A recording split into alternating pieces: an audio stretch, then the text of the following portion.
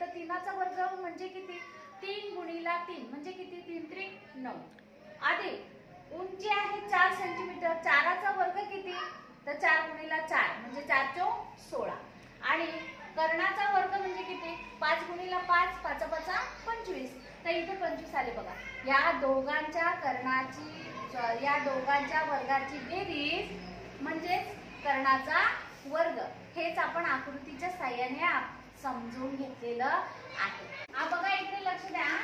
आज आपण पायथागोरसचा जो सिद्धांत आहे तर तो कसा काम करतो त्याचा आपण आज प्रत्यक्ष पाहणार आहोत.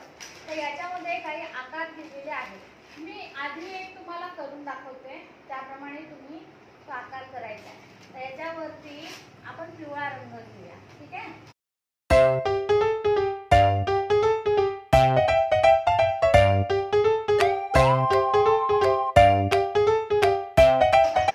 आपण शिकलेलो आहे की हा काटकोन त्रिकोण आहे, बरोबर.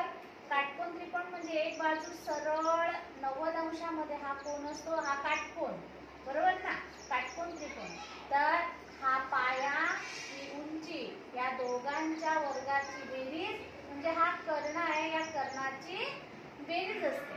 ठीक आहे. तर आता मग हे कसं आपण सिद्ध करायचं याच्यावरून? तर इथे काही आपल्याला कटआउट्स दिलेले आहेत. ठीक आहे.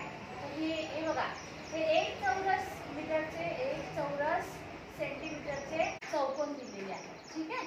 तर आता आपण ही आकृती हे जो करता हंसिका, हे लाव, याला लाव.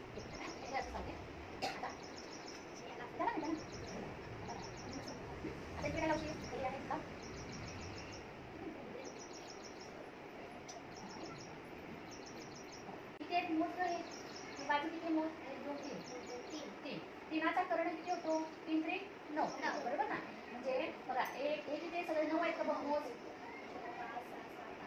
9 आहेत बरोबर. म्हणजे हा 3चा वर्ग, बरोबर. आता हा बघा, हा मोजलं 4. आता हा जो 4 आहे म्हणजे 4चा वर्ग किती? 4 गुणिला 4 किती होतं? 16. मग हे 16 आहे का मोजलं?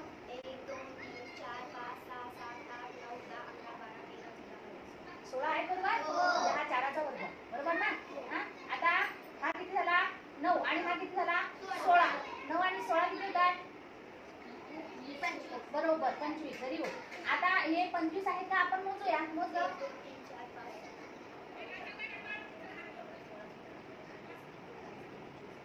किती आहे? 25. आणि हे किती आहे? फक्त चौरस बघा. 1 2 3 4 5. 5चा वर्ग किती? 5चा वर्ग म्हणजे 5 गुणिला 5 किती होतात? 25. आपण पाहिला होता 5चा वर्ग.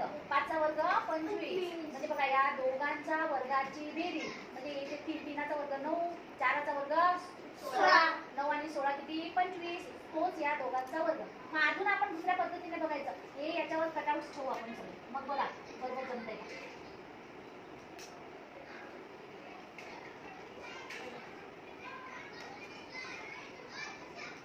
बघा झालं की नाही परफेक्ट? या दोघांच्या वर्गाची बेरीज म्हणजे कर्णाचा वर्ग, बरोबर. अशा प्रकारे तुम्ही करायचं आता. मी तुम्हाला देणार आहे असे कट.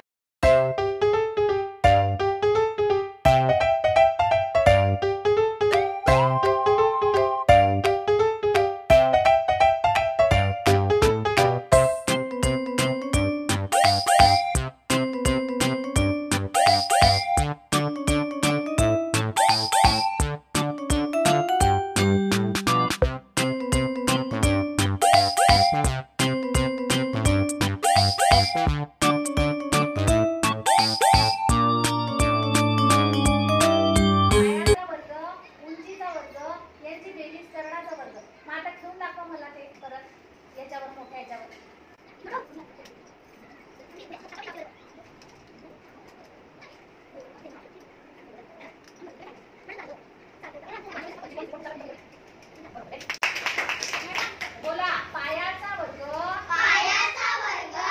अधिक उंचीचा वर्ग कर्णाचा वर्ग. आपण याचे उदाहरण पाहिलेले आहे, बरोबर आहे ना. आपण जे शिकलो होतो तर ते आज आपण प्रात्यक्षिक आकृतीच्या साहाय्याने करून पाहिलेलं